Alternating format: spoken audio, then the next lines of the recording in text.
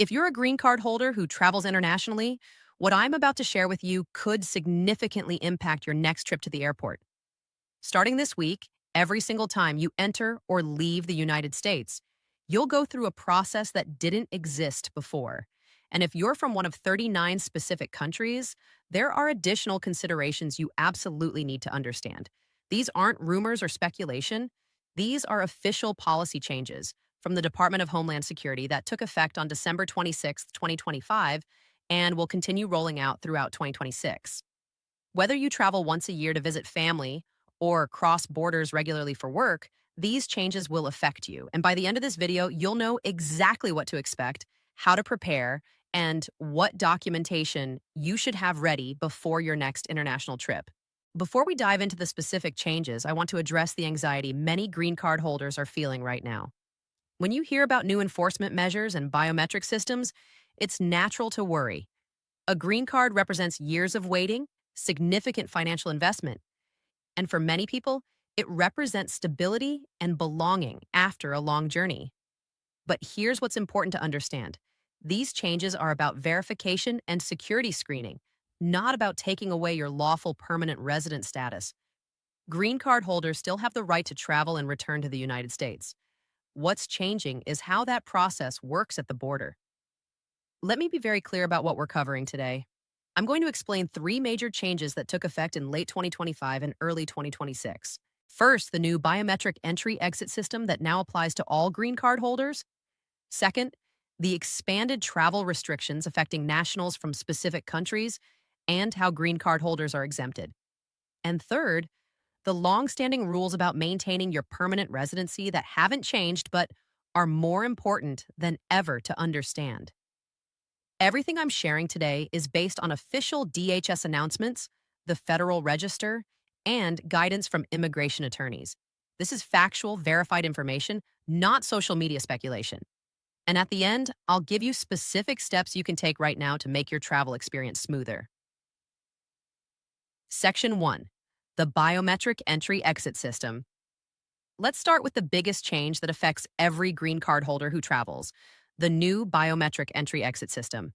On December 26, 2025, the Department of Homeland Security implemented a final rule that requires all non-U.S. citizens, including green card holders, to have their photographs taken by Customs and Border Protection officers at every single entry and exit point. This applies whether you're traveling by air, land, or sea. Now, some of you might be thinking, wait, I've been photographed at airports before. And you're right. CBP has been using facial recognition technology at some airports for years, but here's what's different now. This is no longer a pilot program limited to certain locations. It's now mandatory policy that will eventually cover every U.S. port of entry, and it applies to both entering and leaving the country. The official name is the Biometric Entry-Exit Program, and it's something Congress has actually required since 1996. It just took nearly 30 years to fully implement. The system uses facial recognition technology that compares your photo to the one in your immigration records and passport. The goal, according to DHS, is to verify identity, combat document fraud, and track visa overstays more effectively. Here's how it works in practice. When you arrive at a U.S. airport, land crossing, or seaport, CBP officers will photograph you as part of the inspection process. The system compares that photo to what's already on file to confirm you're really you. The same thing happens when you leave. For departures, this might happen at the gate, at a checkpoint before security, or at the actual border crossing, depending on the location. For green card holders specifically, this means a few things. Every time you travel internationally, you'll be photographed coming and going. The photos of U.S. citizens are deleted within 12 hours, but photos of lawful permanent residents and other non-citizens are retained in the DHS Biometric Identity Management System for up to 75 years. This creates a comprehensive record of your travel history. Now, I know some of you are concerned about privacy, and those concerns are valid. However, as a green card holder, you don't have the option to opt out the way U.S. citizens do. U.S. citizens can request manual passport inspection instead of facial recognition. But this exemption doesn't apply to lawful permanent residents. Section 2, Travel Restrictions and Green Card Exemptions. The second major development you need to understand is the expanded travel restriction that took effect on January 1st, 2026. This is commonly called the travel ban. And while it primarily affects people applying for new visas, it's important for green card holders to understand, especially if you're from one of the affected countries. On December 16th, 2025, an executive order expanded travel restrictions from 19 countries to 39 countries, plus individuals traveling on Palestinian Authority issued documents. This builds on an earlier restriction from June 2025. The order establishes two categories. Full suspension applies to 19 countries, meaning both immigrant and non immigrant visa issuance is completely suspended. These countries are Afghanistan, Burkina Faso, Burma, Chad, Republic of the Congo, Equatorial Guinea, Eritrea, Haiti, Iran, Laos, Libya, Mali, Niger, Sierra Leone, Somalia, South Sudan, Sudan, Syria, and Yemen. It also applies to people traveling with Palestinian Authority issued documents. Partial suspension applies to 20 other countries, meaning immigrant visas are suspended and certain non immigrant categories like tourist visas, student visas, and exchange visitor visas are also restricted.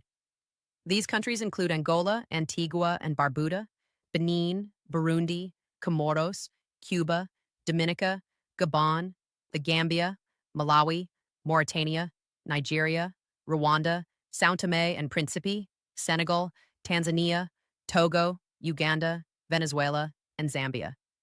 Turkmenistan has immigrant restrictions but more limited non-immigrant restrictions. Now, here's what's absolutely critical for green card holders to understand. You are explicitly exempted from these travel restrictions. The order clearly states that U.S. lawful permanent residents are not subject to the entry suspensions, regardless of your nationality. This means if you hold a valid green card, you can continue to travel and return to the United States, even if you're from one of these 39 countries. However, and this is important, being exempted from the travel ban doesn't mean your travel experience will be exactly the same as before.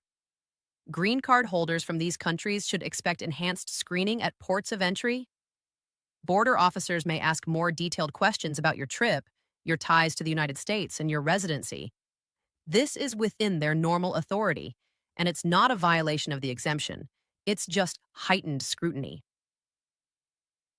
Section 3. Maintaining your permanent residency.